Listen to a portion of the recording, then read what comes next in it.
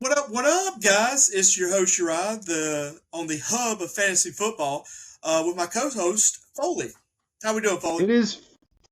We're doing good. It's Thursday here. I don't know when people are listening, but it's Thursday right now. We're almost through the week. Amen. And it is. Look, if you're not in the South, it is a scorcher, down here. But anyway, look, this time we're going to kind of jump right into it. We're going to talk about the top receivers. Once again, look, we're here to help you guys. It's not so much our rankings, it's more of how we kind of evaluate where we're at. Foley, you got anything on that? Yeah, I mean, look, this is going to be a fluid thing for us. Yes. People who listened to our quarterback show a couple weeks ago, my rankings have already changed drastically since then. Same with the running backs last week. Like things have already moved up and down. I think Jonathan Brooks is now in my top 40, and Chuba Hubbard is sliding. Just for one example, there are others. So all that to say, if anyone who's drafting with us in a couple of weeks notices that we don't draft exactly how we rank them, it's not because we're dishonest or anything. It's just that we did the rankings early. Things change. Yeah. Get more information. Like we said, pay attention to the news, pay attention to um, Schefter, Ian Rappaport, all those people. Don't listen. Don't go diving into ESPN now that they fired everybody. It's like a bunch of dum dums out there just spitting out names. Listen, before we start, I'm sorry, I had to do this rant. So Foley, I saw a article today. It was so dumb. I stopped reading it after three. It was like players who will win your league. Number one was Jalen Hurts. Number two was Jonathan Taylor. I was like, who is not drafting these guys anyway? You're not. Look, guys, and that's another thing. You're not going to win this league with your first five picks. I just hate to break that to you. No, but you can lose it with your first five picks. You can't lose it. Just draft smart. Don't. Anyway, that's a whole If nother. That's a if whole nother for episode. instance, sorry, real quick, for instance, if you say draft all Bengals in the first 3 or 4 rounds, that's a way to lose your draft. This is true. This is 100% true. Or if said person then blew his whole fab on Jake Browning, this is how you lose a league. Yeah.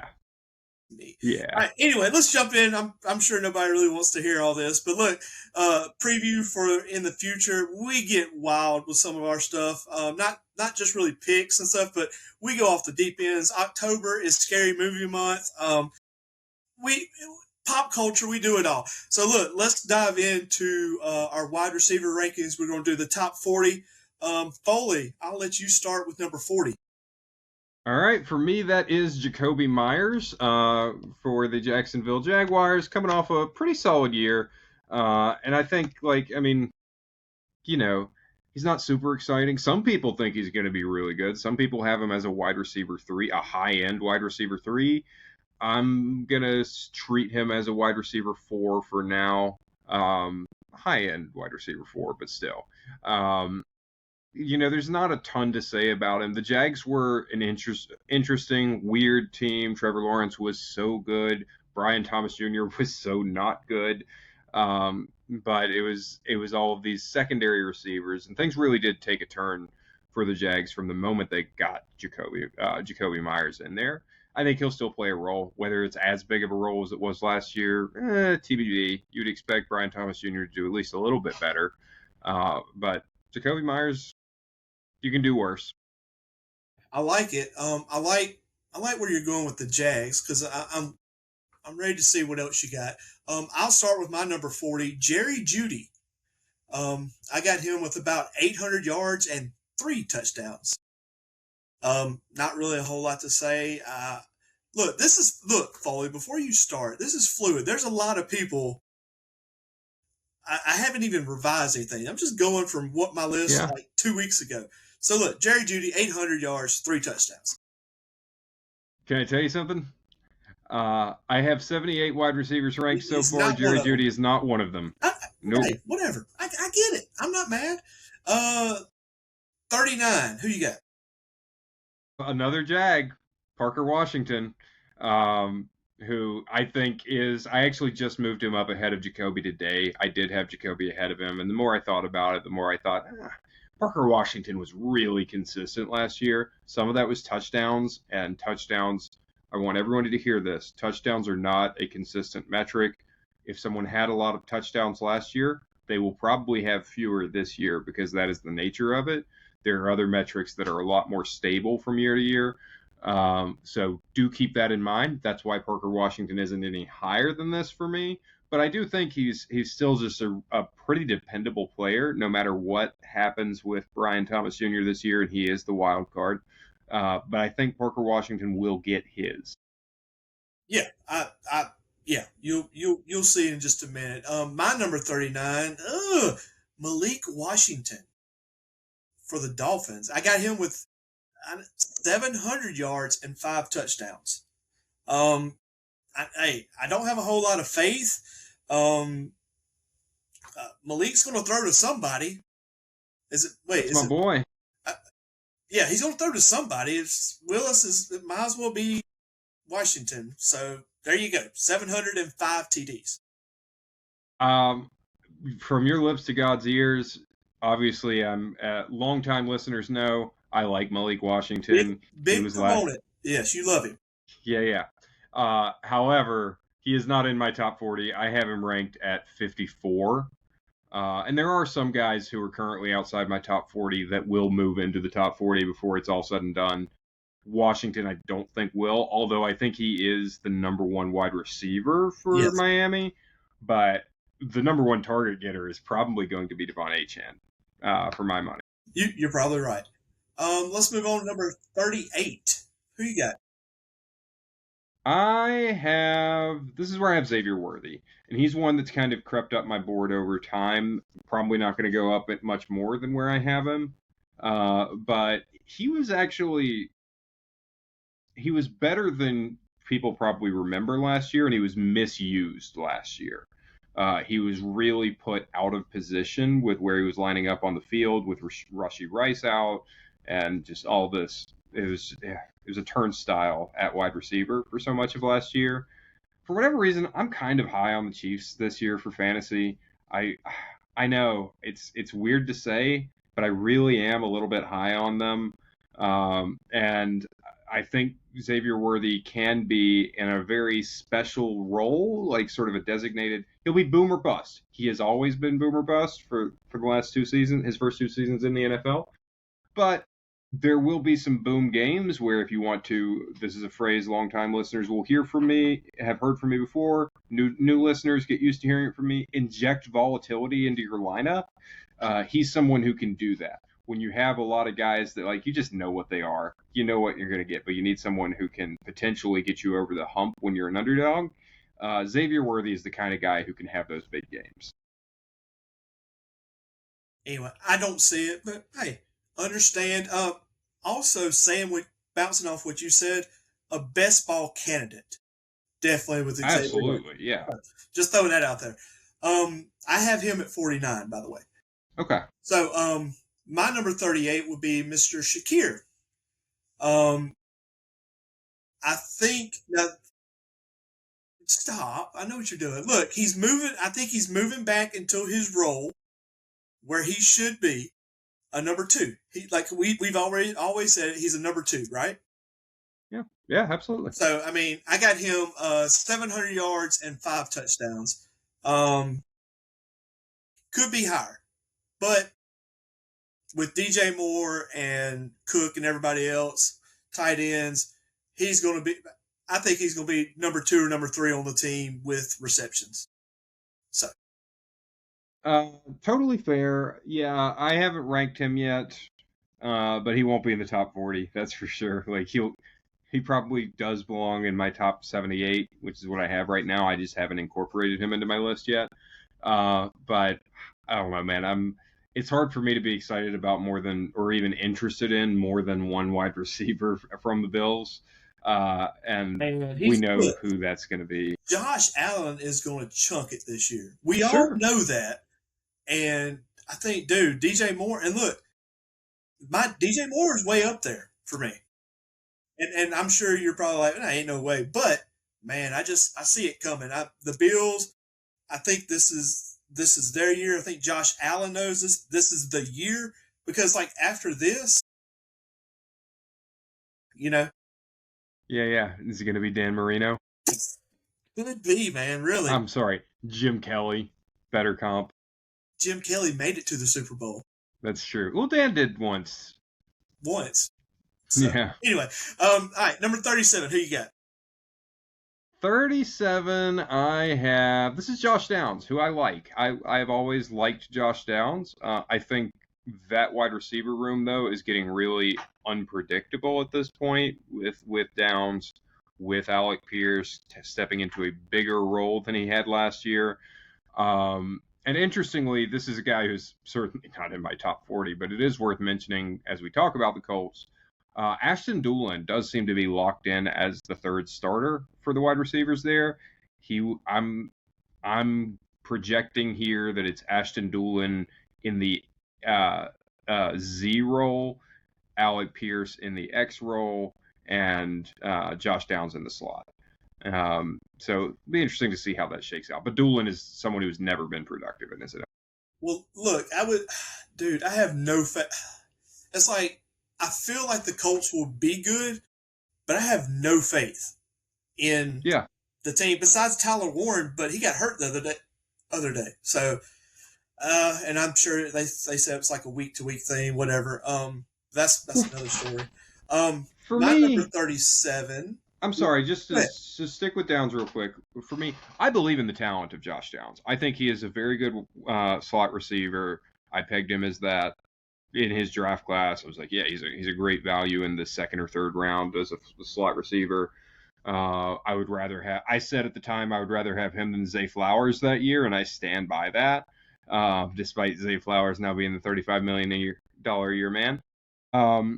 My concern really goes back to the quarterback situation of what version of Daniel Jones are we going to get, or God forbid, are we going to get Anthony Richardson out there? That's really going to affect the production you get from any of these receivers. And I know this is going to sound crazy because I have Alex Pierce a little bit higher, but I kind of trust Josh Downs more than Alex Pierce. He's probably safer. It's floor versus ceiling with those two. Maybe that's what it is. I'll go with my number 37, and that's Mr. Carnell Tate. Come on down, Titans. Probably, I'm not. I think anyway. Carnell Tate, 900 yards, 5 touchdowns. I just really like the Titans this year. I know me and Foley have talked about Ward and that situation, but I really like them. And it may be just me projecting and this is where but anyway, I like him. I like the Titans. I like Carnell Tate. I think that's a good team. I'd say Tate is 43 for me right now. He could move up, but he's not going to move up much. I'll give the good and the bad for me with Tate. The good, you and I have agreed from the beginning, love him as a player. You can comp him to a bigger version of Devontae Smith, maybe. I think there's a little bit of a Mike Egbuka to his game, but having and we've talked about like maybe the Titans as a whole are better. The other good thing is he is going to be playing Z, which I don't think is smart for the Titans, but it is good for him. For fantasy, for fantasy, it is good. Brian Daboll is the offensive coordinator there. He had Malik Nabers play the Z for the Giants, and we as a rookie, and we saw the rookie year that Nabers had. I'm not saying Tate is that. I don't think Tate is quite as good as Malik Nabers necessarily, but it is a role where for a young receiver in particular, you put him in the Z, you're asking a little bit less of him. He gets easier assignments to get open and get the football. So I think that's great for Carnell Tate. I do want to just sort of like pump the brakes a little bit on my Titans optimism because it is still the Titans. I do have questions about how their offensive line holds up. Dan Moore is not a great left tackle, for example, and their right tackle situation is a bit of a mess as well. And you know, neither of us. I'm not walking back the hype we gave Cam Ward on our quarterback show, but there were reasons neither of us didn't like him. Yeah. And those didn't just disappear. And so this is a team that could struggle initially. Yeah, they still got warts, definitely. Yeah, But they got a lot of warts. And look, saying that also, and you'll see it further down the road. I don't expect there to be just like a superstar on the Titans wide receivers.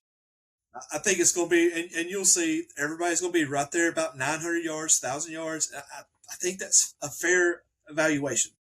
So what you're saying is you've got Wan'Dale higher than Tate? Just a little bit, yeah. Yeah. Okay. Number 36, who you got? Josh Downs' former teammate, Michael Pittman Jr., going over to Pittsburgh now. You are such a hater on Aaron Rodgers. I'm just going to say it. Just saying it.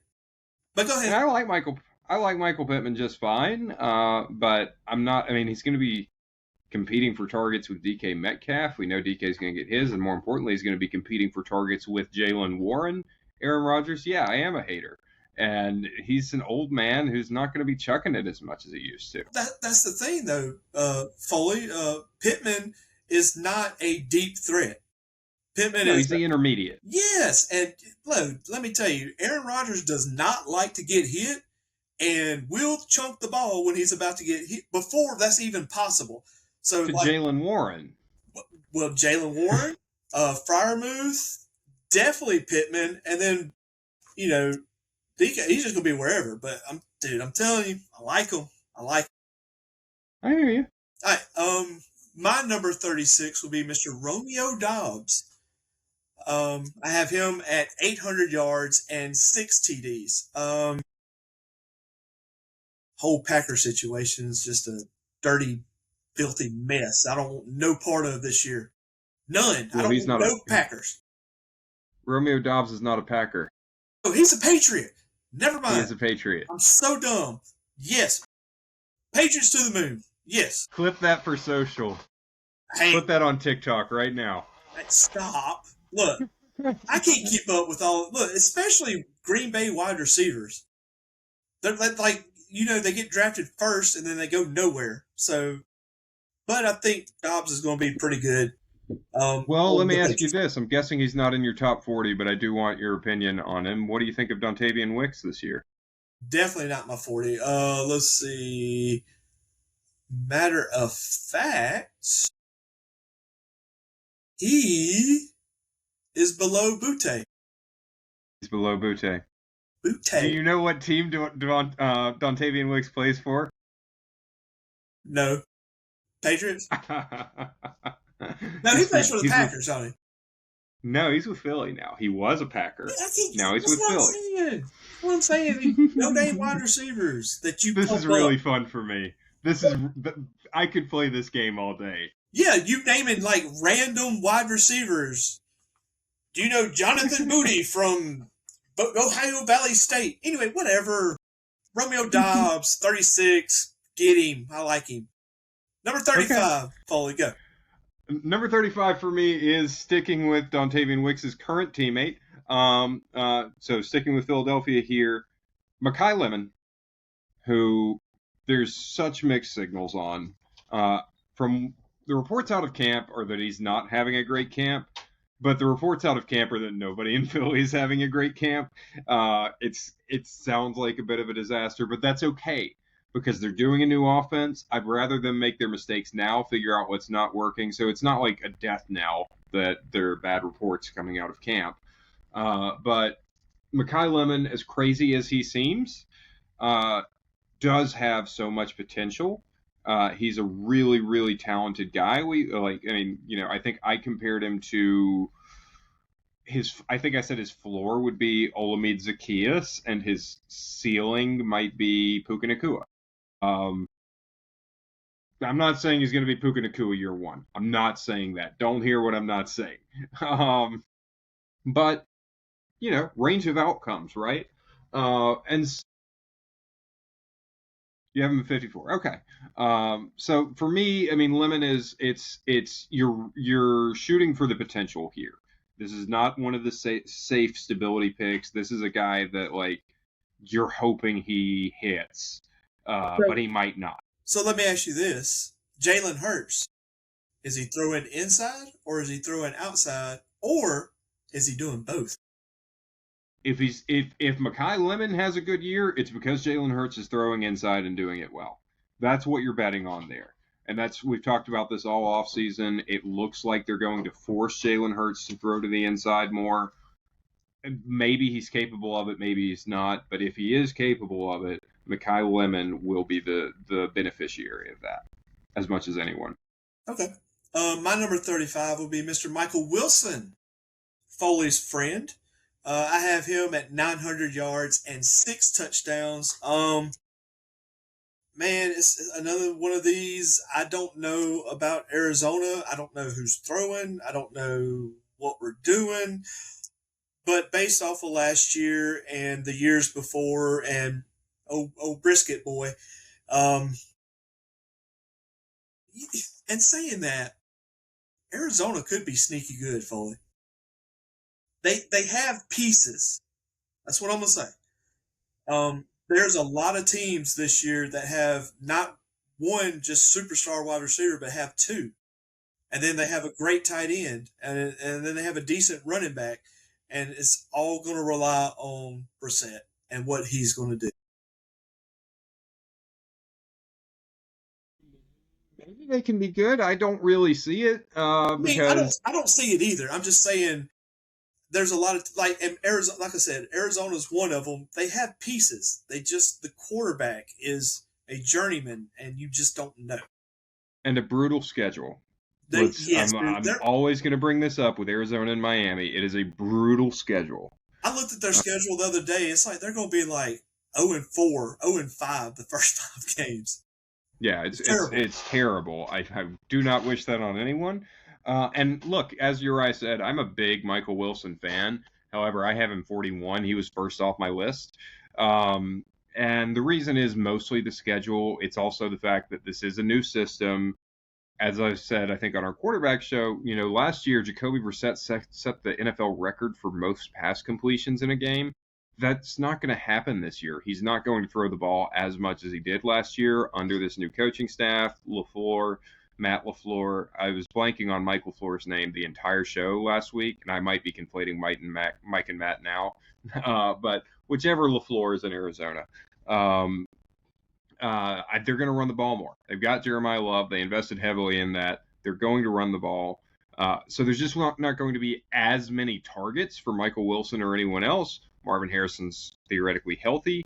So there's just I have some concerns about how much opportunity there's actually going to be for Michael Wilson, even though I love him. I always he was from maybe my favorite draft class of all time, particularly for wide receivers, and he was one that I was high on when other people weren't. I was saying Michael Wilson I had him higher than Josh Downs even. He was my guy in the second round. Look, I'll give that to you, Foley. You towed the line on him. It paid off last year when you picked him up off of waivers and won a championship. Anyway, say that louder. I'm sorry, your mic cut out. It cut out for a reason. Number 34, Foley, hit me. Number 34 is a man near and dear to my heart, and that is, of course, can't guard Mike Evans, who could move up. He will move up in our league. I'll just tell you that right now. In our league, I'm going to push him way up to make sure. But second round, where are you getting him? We'll see. But for right now, I have him as wide receiver 34.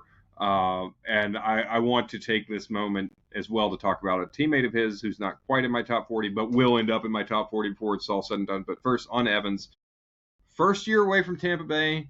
It's an interesting fit, him going to San Francisco. His skill set is not quite something that we've seen out of the Shanahan offense, at least since the Atlanta days when there was Julio Jones. I'm not saying Mike Evans is Julio Jones as much as I love Mike. He's not Julio Jones, especially at this point in his career.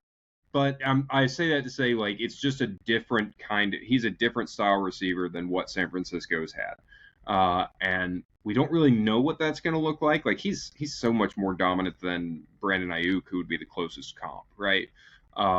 So we'll see what that looks like. But Mike Evans has been so good, so steady when healthy. Of course, he dealt with a lot of soft tissue injuries last year. that affects where I have him. That's the main reason I don't have him higher, because we've already seen in the preseason in camp he's dealt with some minor soft tissue issues. Those can sometimes linger, and considering what happened to him last year, that is cause for concern.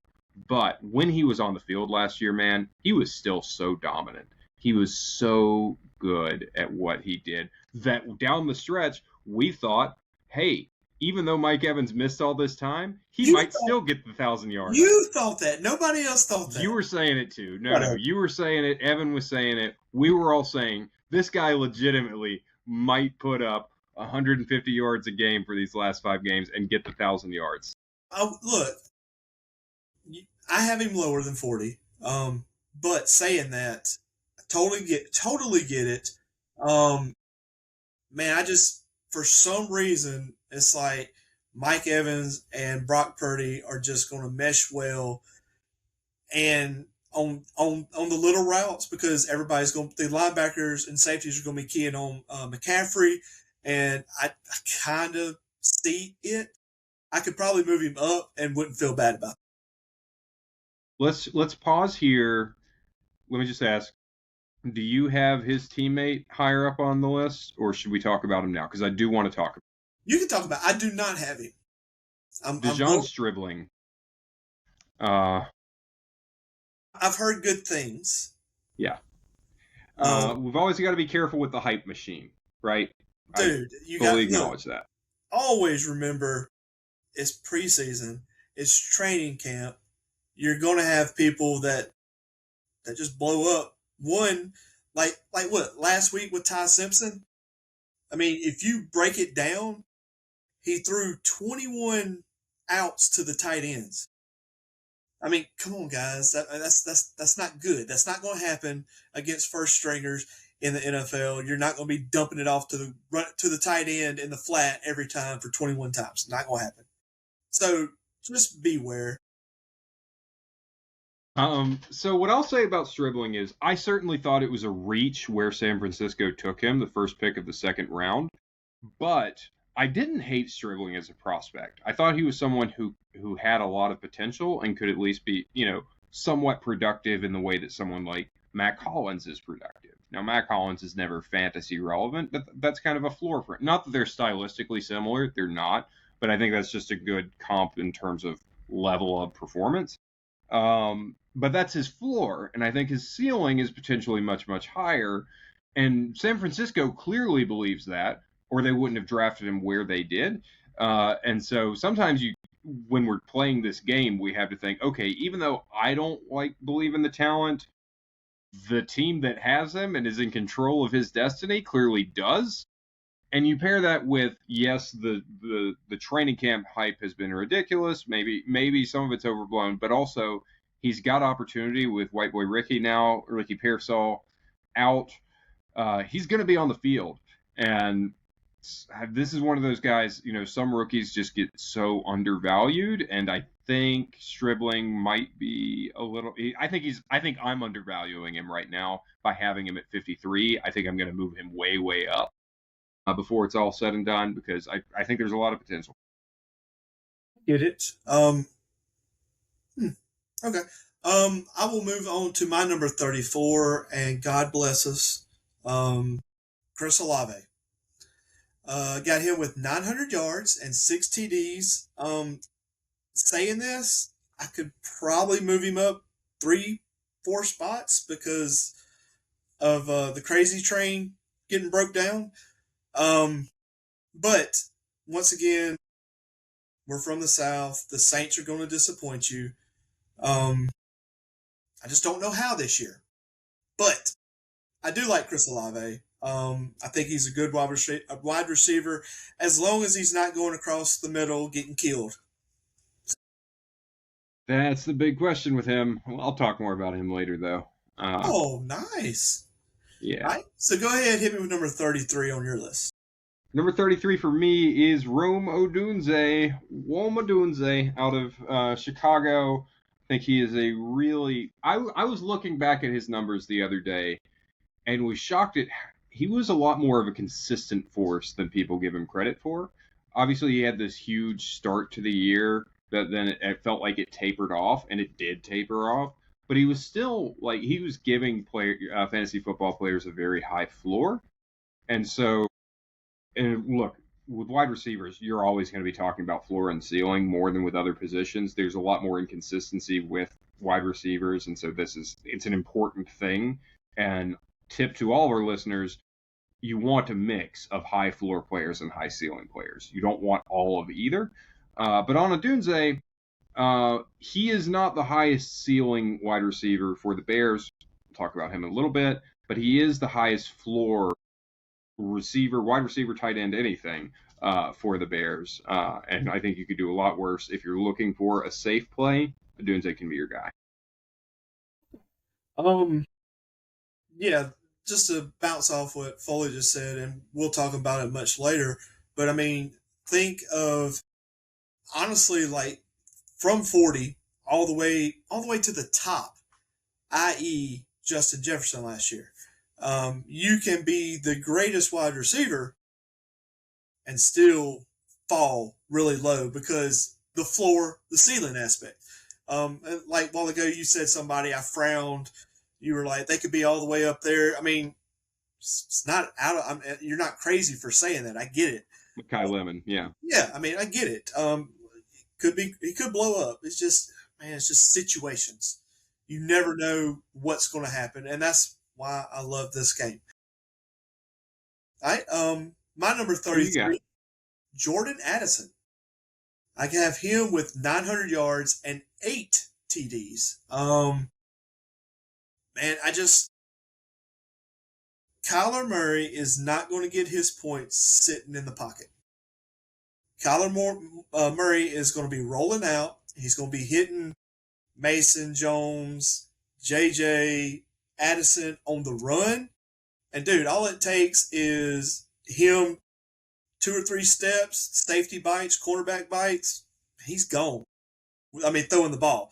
So I expect pretty big things from Addison. I hate to say that because I really don't want to be on this Kyler Murray train, but here we are.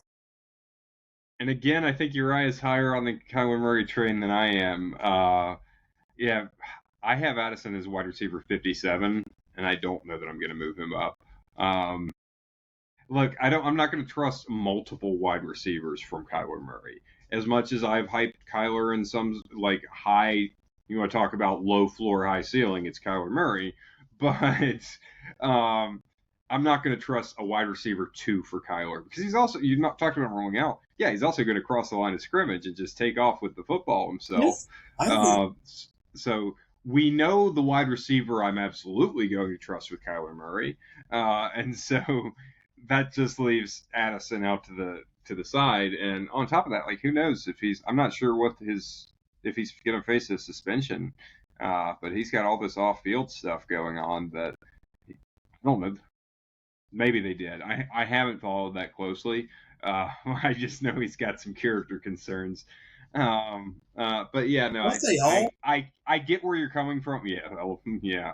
No, I totally get where you're coming from. Jordan Addison, by the way, until last year, the man's track record for elevating quarterbacks. Let's recap what he did. Where was he before USC? whoa, you got me on that one. Hang on, I got to get to the bottom of this. There's a name I want to say, but I want to make sure I've got it right. To Pittsburgh, so at Pitt, he got the best out of Kenny Pickett and made Kenny Pickett into a first-round quarterback. Then he went to USC, got the best out of Caleb Williams. Caleb Williams had his best year when he was throwing it to Jordan Addison. Then his rookie year, he was with Kirk Cousins. Kirk Cousins had the best year of his career. His second or third year, I guess, was with Sam Darnold. At the best. Best year of Sam Darnold's career. So there was this interesting track record. But then last year was J.J. McCarthy, and that didn't work out. And Carson Wentz, that didn't work out. Yeah, but you can also like equate that to freaking J.J. McCarthy. And Justin Jefferson didn't do great last year. So I think it's kind of like Marquez Valdez-Scantling has been on the football team for every either MVP or Super Bowl winner for the last like 6 years. He's been on that roster. No, dude, So I think it's kind of the same thing. no. Dude is a stud, and last year he just didn't have anybody throwing to him, which nobody. Anyway, that's another story. Listen, I'm not trying to downplay Addison too much. I do like him. He's another one from that draft class that I always reference. He was in there with JSN and Michael Wilson and Josh Downs and Zay Flowers. I don't like Zay Flowers, but he was in that.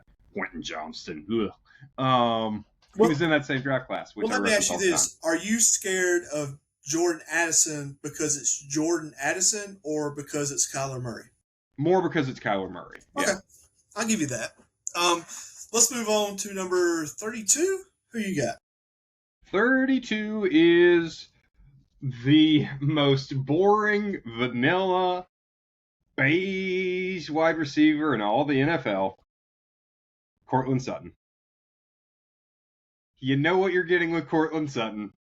He won't be wide receiver 1 this year, so he's going to take a little bit of a dip, whereas, like, historically I would have had him in the 20s. I think I've had him in the 20s every year of his career. But now he's going to be in a slightly reduced role, so he's at 32 for me. I don't know what needs to be said about Courtland Sutton. He is what he has always been.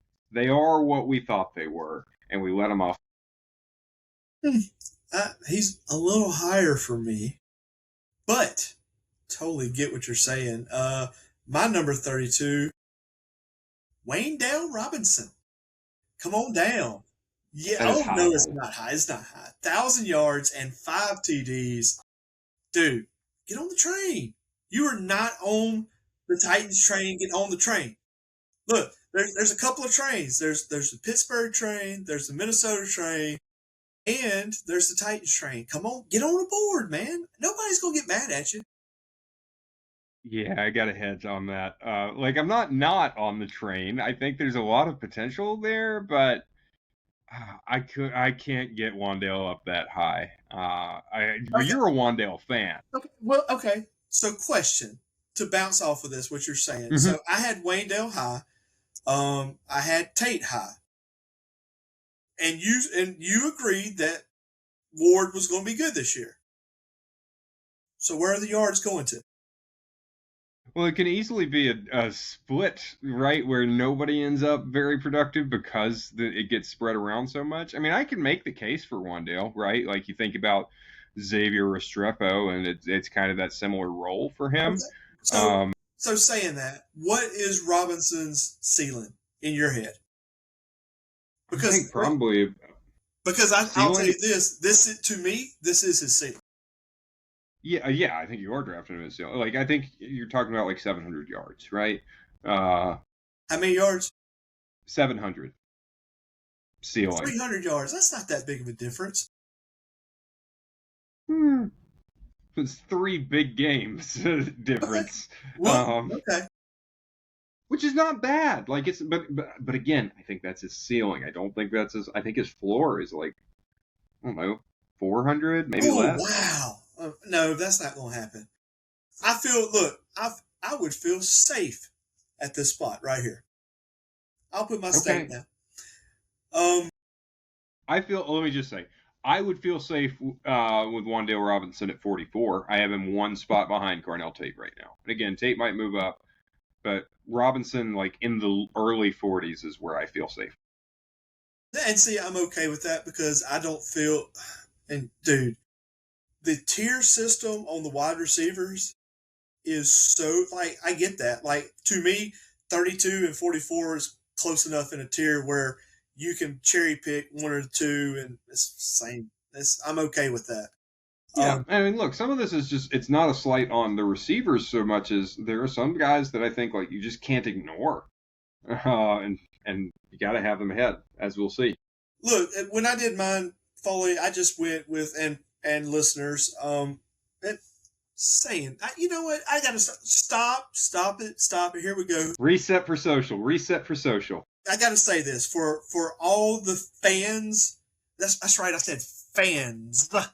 Not 10 of fans, not 10 fans. Look, guys, I appreciate it. I'm sure Foley appreciates it. Listening. So happy we have reached way more than what we did last year. So I just wanted to say thank you. Um, and like I said, you will get some crazy takes from me and from Foley. But I like to think that we hit more than we miss. But I know I do. don't ask James that, because anyway, that's another story. Um, but anyway, let's go to your number 31. Who do you got? 31 for me is Mr. Malik Neighbors. I know you are a New York hater, and I mean, look, 31 feels pretty low for Neighbors considering what he was as a rookie. But I mean, I don't think he's healthy. Is really what this comes down to. I think Neighbors is very, very talented. I do not think he is anywhere near healthy. Even if he plays week one, I just don't think he's going to be playing at 100%.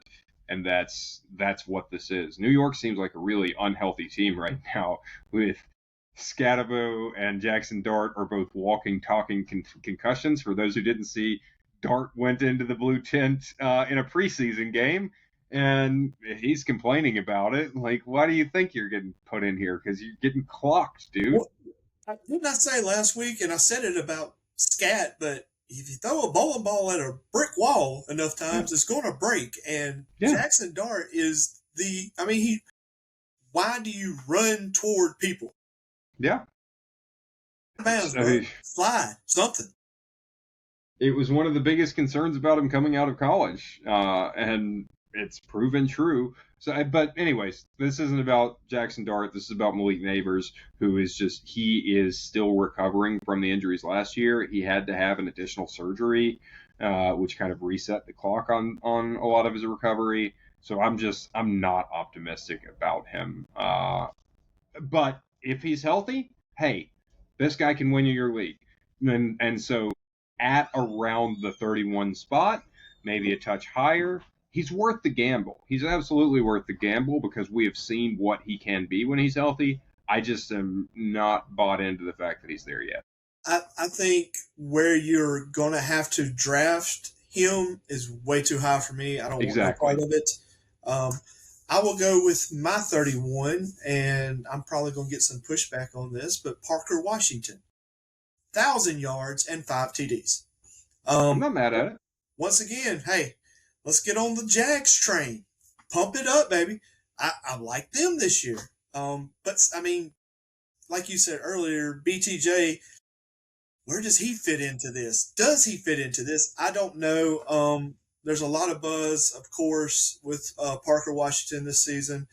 Um, and I'm kind of just going off of what he did last season. I think he's a good pick. Parker Washington, by the way, is, and I'm not hating. I've sung his praises earlier, but he is the ultimate Jag, not just as a Jaguar, but like really just another guy in a lot of ways. He before last year, he had just never been productive. And that's also a ding for me. Okay, you had this one year where you were pretty productive, but it wasn't even the full season, and previously you had never done anything. But yeah, he had that stretch that was so impressive that you kind of got to think, oh, maybe it can continue. Who do you have 30? You're not going to like it, but it's DK Metcalf. Maybe you will like it. I don't know. Maybe you don't think he should be.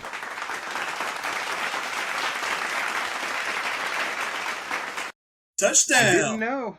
I didn't know when we were going to finally agree on something, but I certainly didn't think it would be right there with DK. Why don't you go first then? Talk to us about DK. Um, Once again, dude, I like Aaron Rodgers. I think they're going to be a good team. Um, a swan song. But anyway, that's neither here or there. Decaf, man, he's going to get his yards. I just that's what I feel like.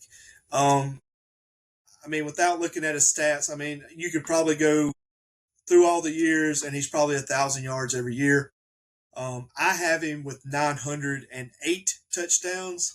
I think he is the one of the safest picks you'll be able to pick. It just depends on where you can get him. Yeah, I mean, I think if you can get DK at 30, in a lot of drafts you won't be able to, but if you can get DK at 30, that's a fine place to take him. I was surprised Uriah didn't have him a lot higher. I'm the Steelers hater this year, and it's nothing against the Steelers themselves, Joe. It's really against Aaron Rodgers and also Mike McCarthy. Like, why do we do this? Why do we get rid of Mike Tomlin for Mike McCarthy? Like, anyways, that's a rant.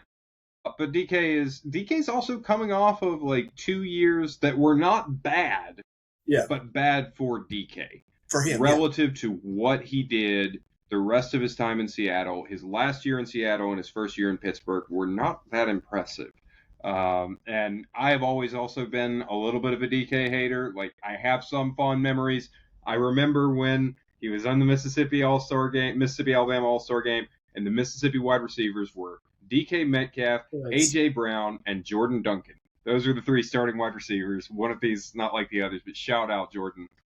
Love you, man. Look, Jordan was awesome at Oak Grove. So good. Anyway, absolutely, he was. Anyway, go ahead. I remember when he was a freshman at Oak Grove.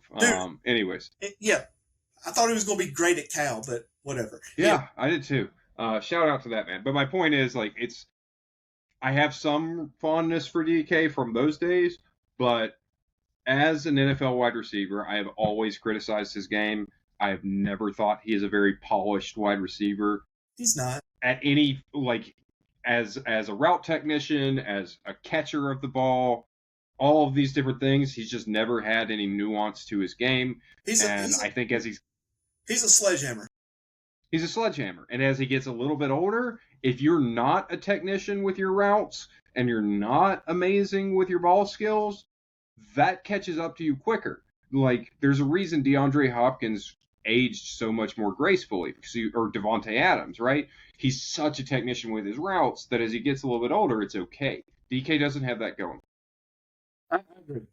All right, so 28 for you then. 29 for me, right? Because Metcalf was 30. Okay, I'm sorry. Yeah, you're right. 29. I'm sorry. Okay. No, that's okay. Luther Burden for me. And I love Luther Burden.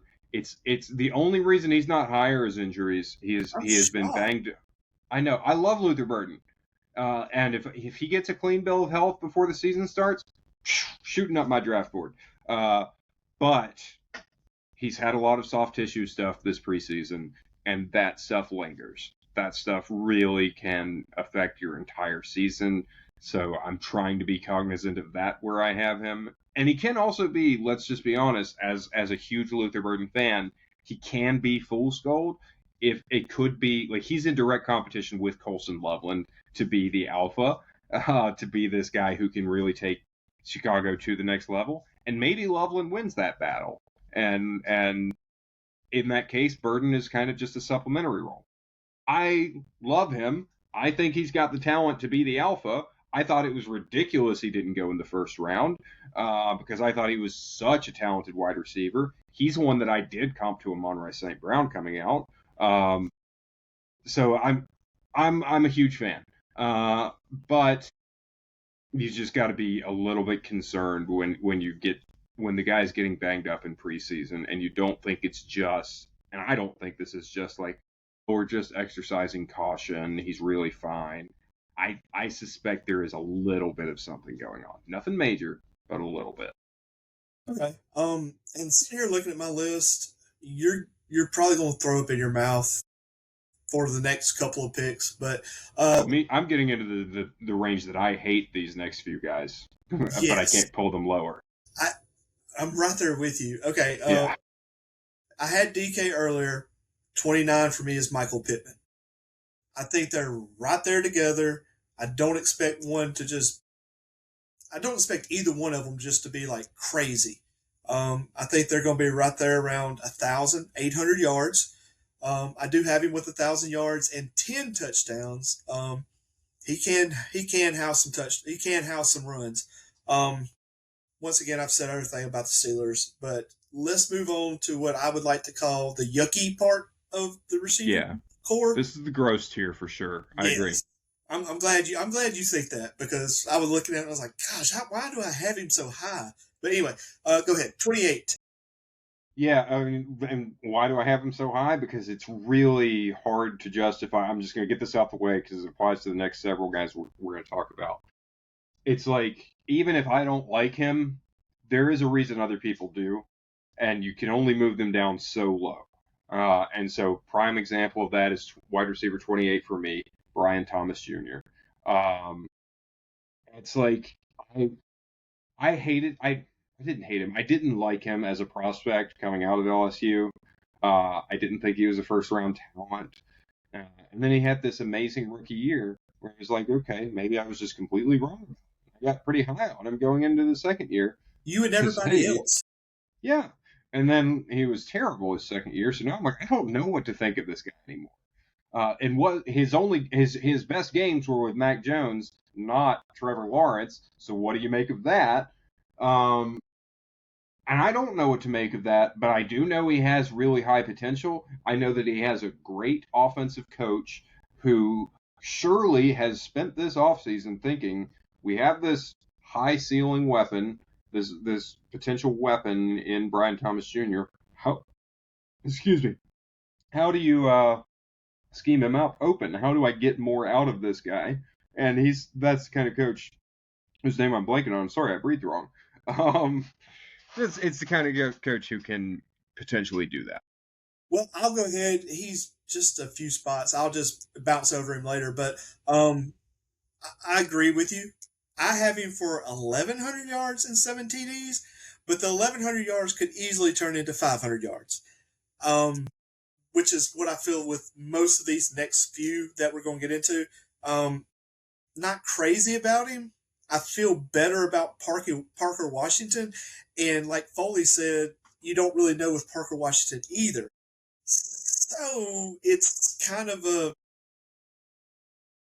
I wouldn't draft him where he's going at, personally. Um, so that's what I'll say about that. My number 28 is Mr. T. Higgins. 1,000 yards, 10 touchdowns. And does Joe Burrow last all year? I mean, I would look. You know my answer. Well look, and I said it before, but I mean, I was high on Joe Burrow, but then I watched the preseason when he played, and he about got killed twice. Once by a rookie defensive end, and I was like, "Ooh, I don't want no part of that team." So, yeah, T. Higgins. This is what I've been saying. This is exactly what I've been saying, and everyone wanted to crucify me. Well, yeah, man, it's one of those where if he goes down to the lowest part, somebody's going to snatch him up, and I don't know if I want to be any part of that team. 27. Who you got? Number 27 is very similar to Brian Thomas Jr. Extremely similar. Marvin Harrison Jr. Who again, it's like there's a reason people do still believe in him, and you've got to account for that. It's malpractice to just say, well, I don't like him, everyone else does, they're all wrong, I'm right, he's completely off my board. And I know there are people who feel that way, but you do have to think like, hey, if everyone else thinks he shouldn't go below this point, past this point, you got to take that into consideration. And so Marvin Harrison Jr., again, it's a similar situation. I think even more than his talent issues, I think his confidence is just so shot. And that's really concerning. But you can also get back confidence, as we saw like with Bryce Young. Bryce Young got his confidence back. So it is possible for him to recover from the struggles that he's had. I don't think he's ever going to live up to the hype that he got coming out of Ohio State as greatest wide receiver since Calvin Johnson or whoever you want to say. He's not that. He never will be, I don't think. But he can still be good, especially in this offense with LaFleur. They can scheme something open, but it's still Arizona as well. So don't get me wrong, it's still a really brutal schedule. And he's going to go higher than wide receiver 27, I think. So essentially, he's not actually on. He's my 44. Wow. I know. Okay. I know. Anyway, my number 27 is Mr. Go ahead. So that thing I was just talking about, it's silly to not believe in anyone else and where they I was really talking about you. You're the person I was criticizing without realizing it. Thank you. Appreciate it. Number 27, Zay Flowers. 1,000 yards, 5 touchdowns. I don't believe it's a one. To me, he's maybe a two, maybe. Um, he's just not that guy for me. Don't really have a whole lot to say about Baltimore and their passing situation. But 26. 26, I like this guy a little bit more. I'm more okay with him. He probably won't move up because it's a crowded wide receiver room, but I do like him, and he is the number one, and that is Jalen Waddle. Waddle baby. I know Youngblood is a fan, or at least he used to be. I don't know if he still is. Maybe he grew out of that. Shout out. Shout out Youngblood. But yeah, no, I mean Jalen Waddle is good. He showed after the Tyreek injury last year that he can be a number one, and he's going into a good situation. Maybe the best offensive line in the NFL. A fine quarterback. Whatever you want to think about Bo Nix, he's fine at minimum. Some people think he's very, very good. I don't necessarily, but I think he's fine. So it's just a really good situation. One of the best rosters in the NFL. Jalen Waddle is he's probably a top 20 wide receiver talent-wise in the NFL, 20 or 25.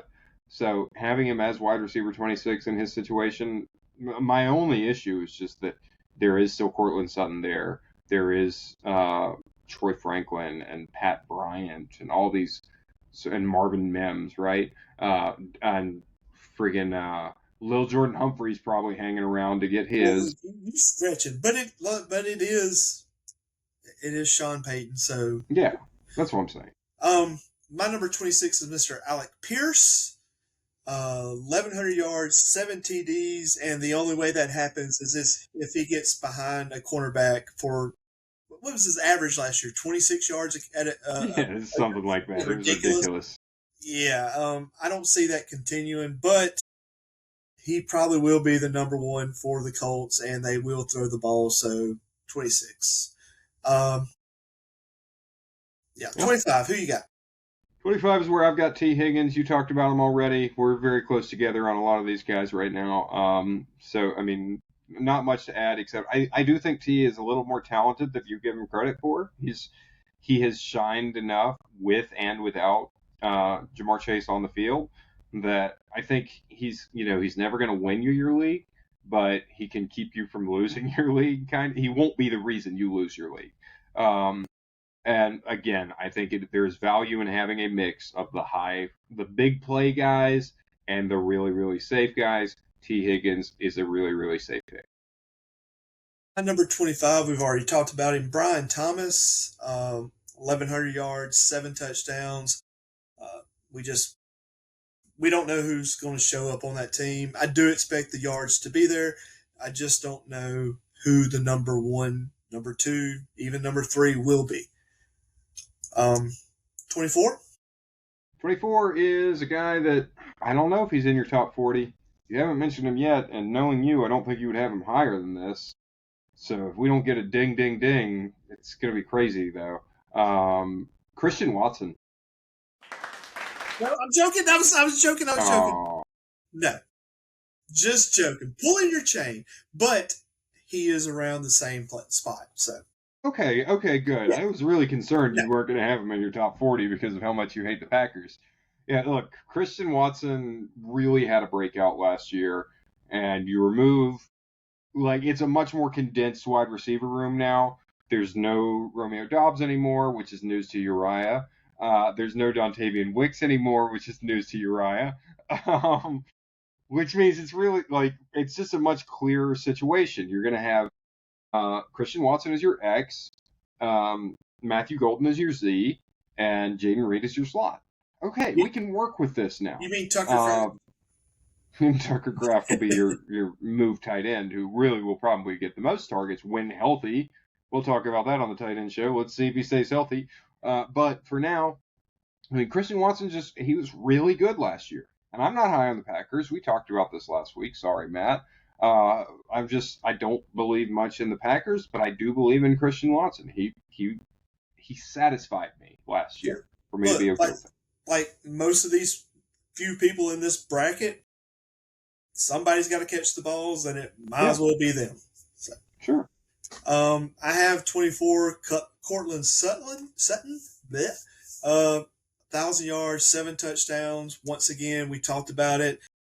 Could be 24, could be 44. Do with that what you may.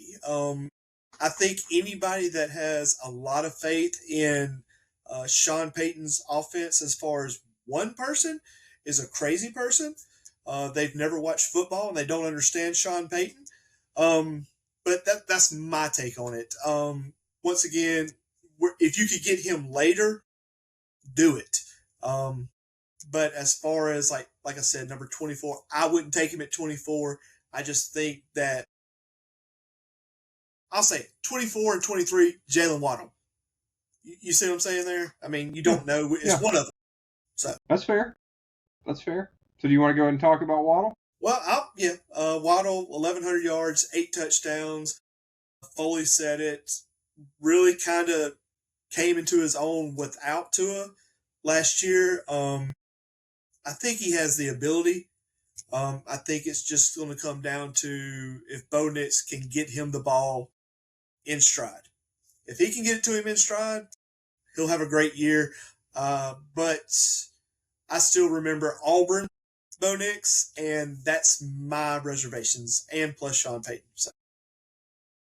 Yeah, I think he's much closer to Oregon Bo Nix, though. Really? Okay. I mean, look, I'm not like super high on him, but I know you're not. I don't think he's Auburn. Like, I don't think Auburn Bo Nix really exists for more than like a quarter anymore. Yeah, I'm not okay. So I'm not saying he's Auburn. I'm just saying I remember Auburn Bo Nix. Yeah, and it wasn't fond memories. So no, it was bad. Yeah, so I'm not saying that's where he is. I'm just saying he showed that he can be that. So just pump the brakes a little bit with the Broncos. It's more defense team. So. Oh yeah, it is that. My number 23 is Alec Pierce, who you already talked about. The only thing I'll add is there is a degree to which when a team, again, it's kind of like the Stribling thing, when a team tells you with their actions, not just with their words, but with their actions that they believe in someone, then you know at minimum they're going to be given the opportunity to do it. And they just paid this man. And so I think they're like clearly they see him as a number one wide receiver. I think he's kind of like the Malik Willis of wide receivers in terms of the sample size is so small. It's really hard to project, but he's done some awesome things and they believe he can be the next guy. So I'm banking on the opportunity there. But everything I said about the Colts earlier, like I have huge question marks about what this offense can be with either a hobbled Daniel Jones or Anthony Richardson. And if Daniel Jones is fine and recovered from the Achilles better than most people do, then hey, great. We're getting a value on Alec Pierce. I agree with that. So go ahead and go with 22. A scary Terry McLaurin here. He's, all reliable. He's kind of like Cortland Sutton. He's going to get his. Even if it's not Jayden Daniels. And again, I think Jayden Daniels is made of glass at this point, and now he's getting distracted by stupid lawsuits. Stupid lawsuits. I know I was jokingly saying I'm in his corner. I am not. This is the stupidest lawsuit of it's so petty and dumb and just needlessly distracting when you should be focusing on the season ahead.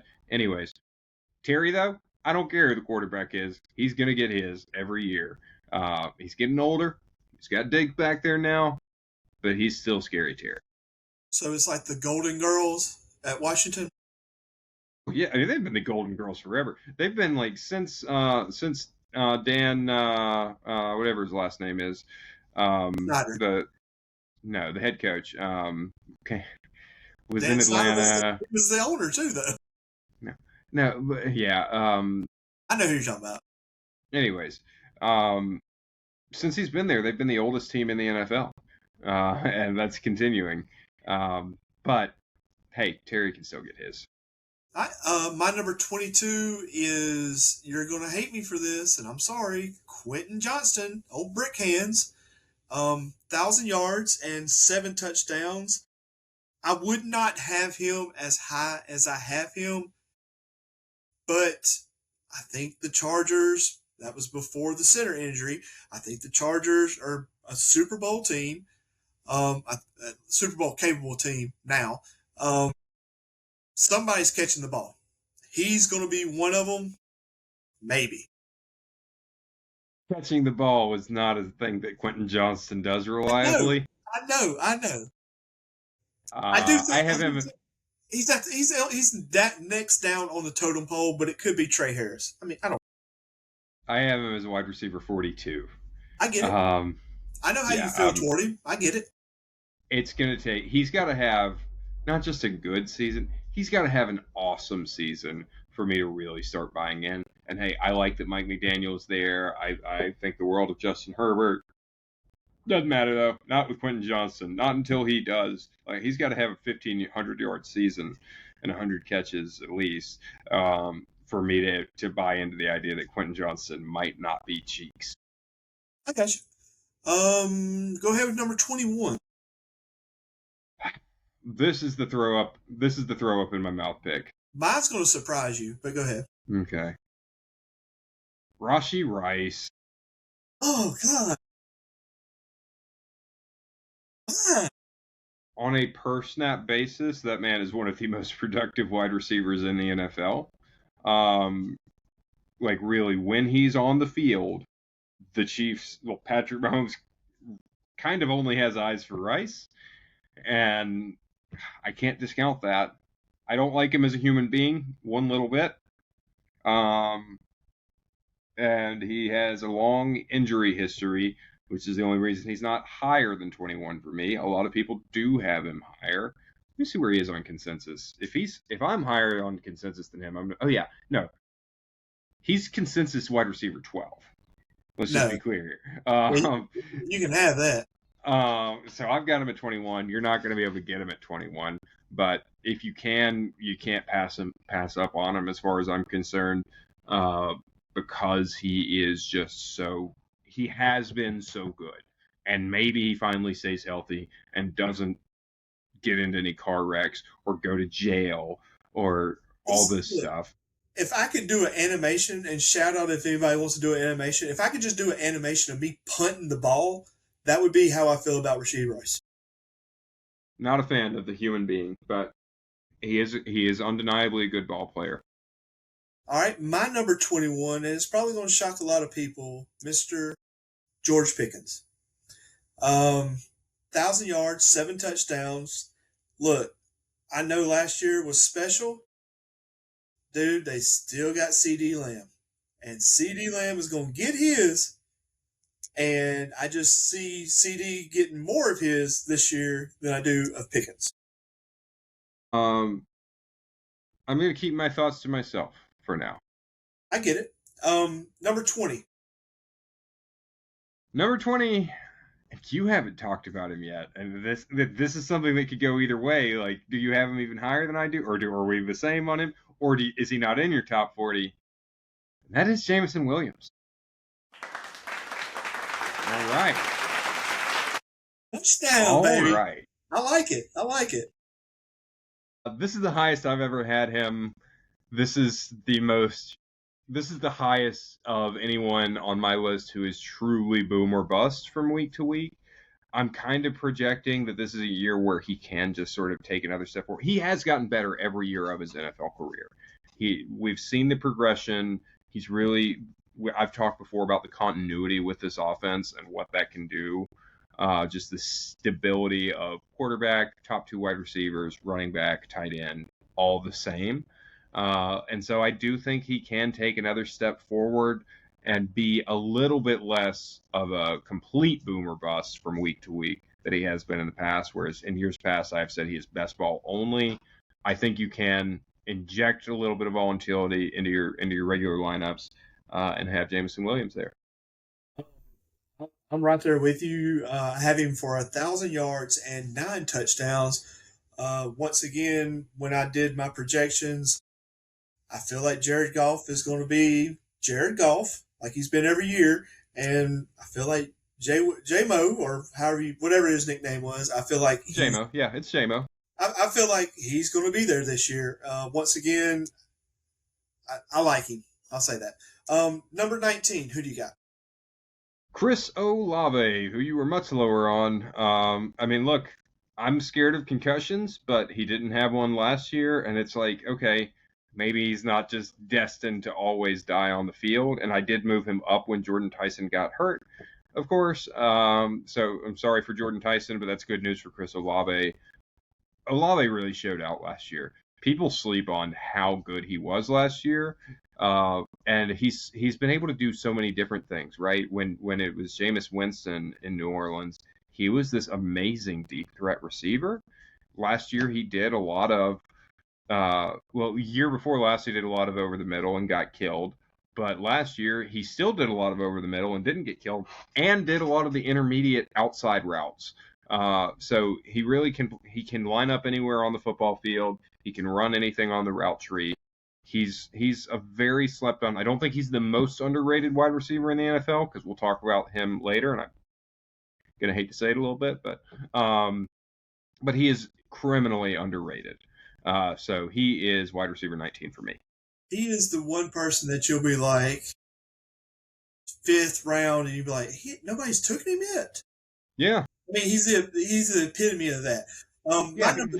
Literally, that might happen in our draft. Someone's going to ask around and say, hey, did anybody take Chris Olave? It never fails. Never fails. But we're also in the league in the 15th round. Somebody goes, what? No, has anybody taken George Kittle? Like, come on, man. Pay attention. Anyway, that's a whole nother thing.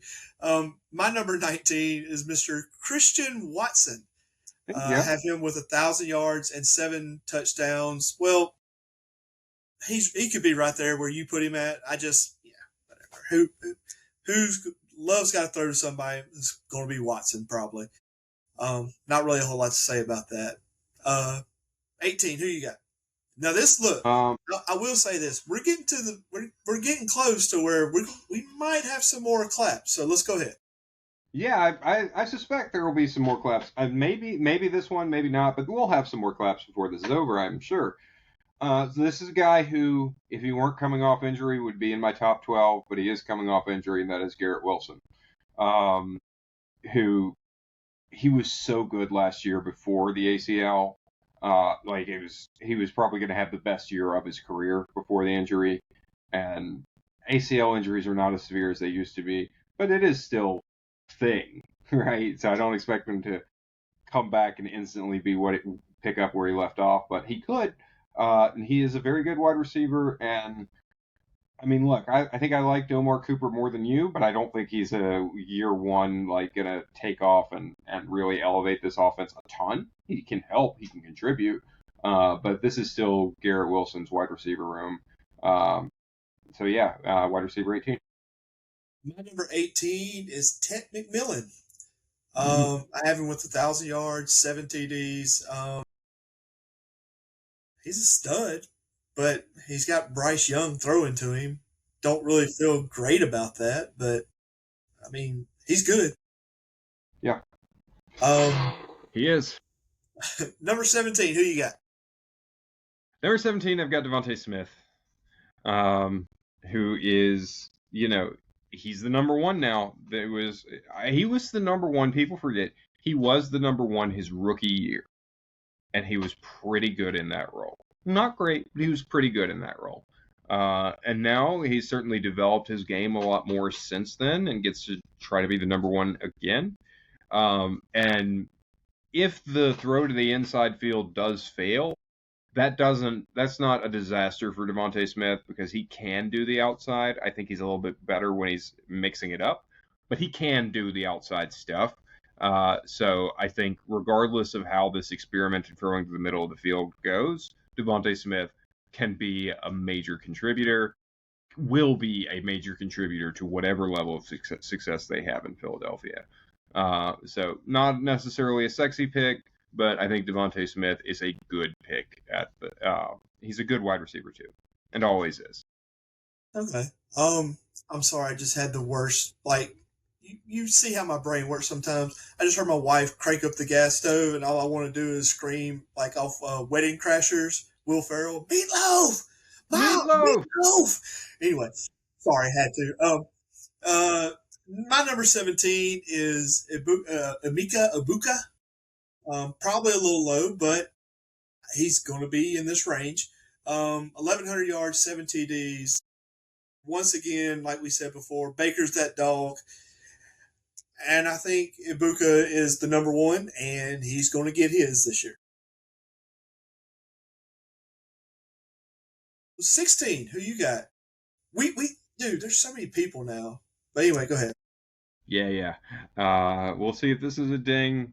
I think you're probably higher on him than I am, though. No. And that is Mr. DJ Moore. Yeah, I figured you'd be a little bit higher. But it's not a whole lot. They're actually the same stat. Yeah. So yeah, DJ Moore for me is he had a bit of a drop off last year. Uriah and I have argued about him in the past, where I have always been this DJ Moore defender. We know what he is. He's gonna finish like as wide receiver 20, like 12 to 20 is where he finishes every year of his career. Last year he did not finish in there, but every other year of his career it's been like between 12 and 20 consistently, regardless of who the quarterback is. This is the best quarterback he's ever played with, of course. And I mean, look, I don't read too much into how someone looks in preseason, but he did look good in preseason. So, you know, we've always wanted them to get an outside wide receiver. I hope they would get someone a little more exciting than DJ Moore, but he's what they got, and I think he's an upgrade over the 2 years ago it was Amari Cooper. Last year it was a completely washed out Gabe Davis down the stretch. Or Brandon Cooks, I think, was there at one point. I've lost track of all the people they've tried to have to fill this void. This is the best outside receiver Josh Allen has had since Stephon Diggs left. And we saw what that was like with Diggs. So I'm hopeful that we can get some of this out of DJ Moore. So wide receiver 16. I don't blame you for having him a little bit higher, but I certainly wouldn't push him as long as you don't have him past like wide receiver. Okay. My number 16, you're probably going to be way against this. Drake London. 1,100 yards, 8 TDs. Drake London could be, Lord, I'm blanking on the cheetah. He could be the cheetah this year. Tyreek Hill. Yeah, very well could be. Now, he's not as fast. Don't get that wrong. I'm just saying as far as production, he could be that. But he's Jalen Waddle, right? Like, I mean, stylistically, he's more like Jalen Waddle than Tyreek. Yeah, and he could be Jalen Waddle from last year. So, I mean, it's just, and look, it could get even worse if they throw Penix in there, but that's a whole nother story. All right, 15. Number 15 for me, and I say this with all due respect to the man, but it is Davante Adams. Some people are going to want to have him higher, and I guess you do have him higher than 15.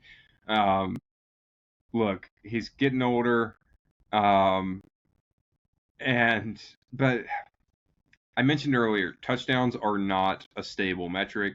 He had so many touchdowns last year that were propping him up. That's pretty much, if he caught the ball, it was a touchdown. It was just the go-to in the red zone. And probably he'll still be that for Los Angeles. But it's hard to depend on that, especially as he gets a little bit older. So I'm hedging here. I like Davante, but I can't push him any higher than 15 given the situation and his age. He's lower. Do you not have him in your top 40? Of course. Okay, that's insane. No, okay, now hang on. Before you say anything, I've talked about this with Matt Stafford. They're not going to be great this year. I'm telling you. Uh-huh. They're not going to be a high scoring offense. I'm just telling you. They're going to be a defensive team, and Stafford's just going to do whatever he has to do to get by.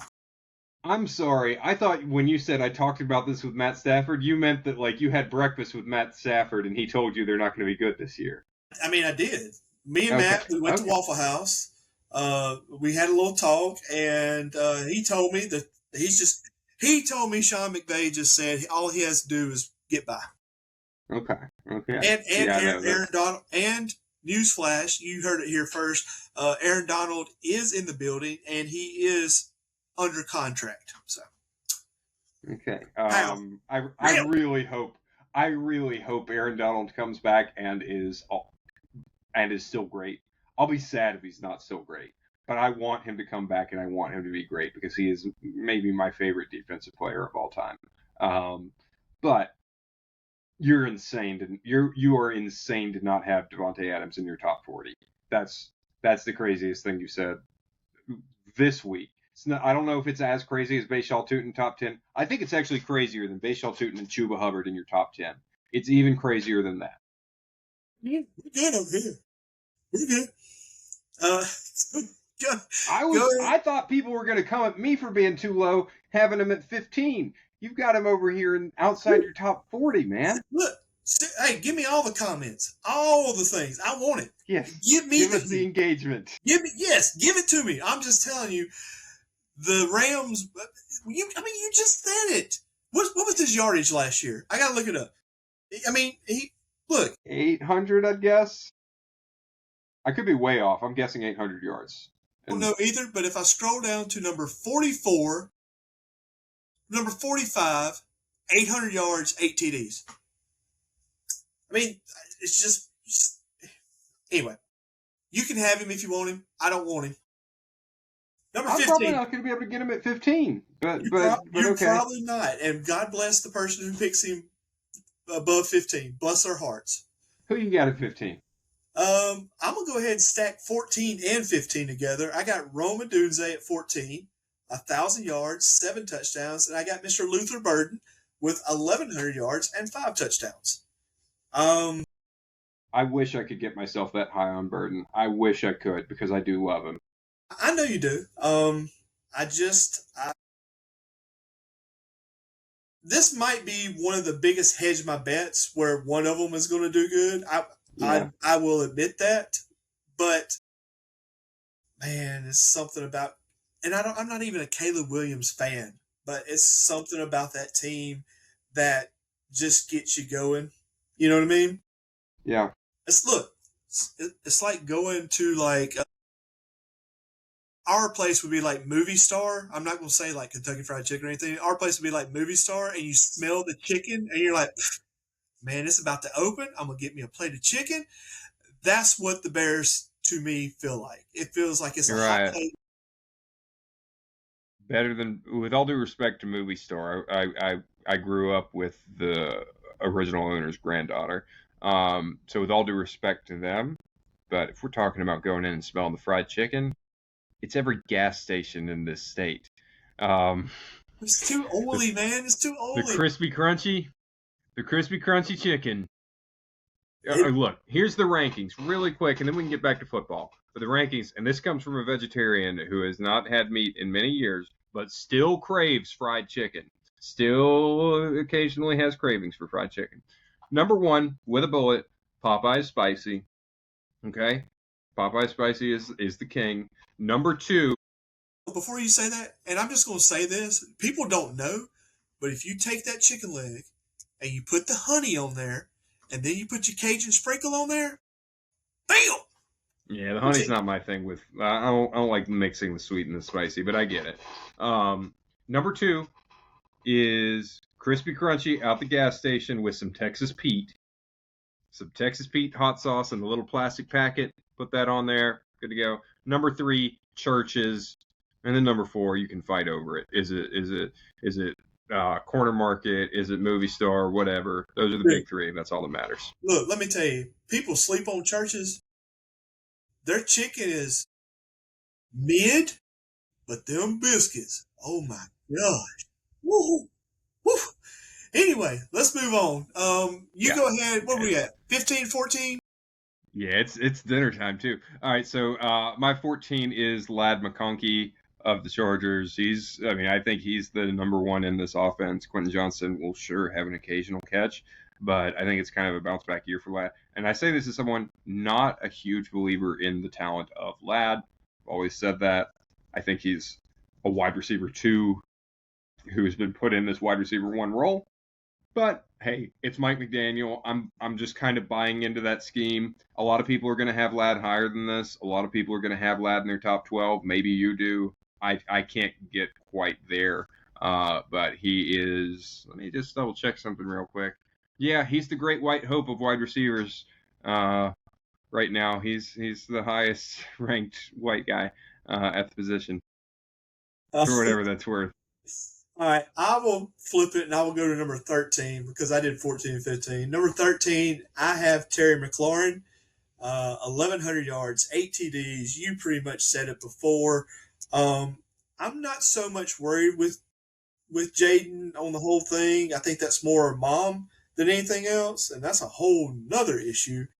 But like you said earlier, Terry McLaurin's going to get his.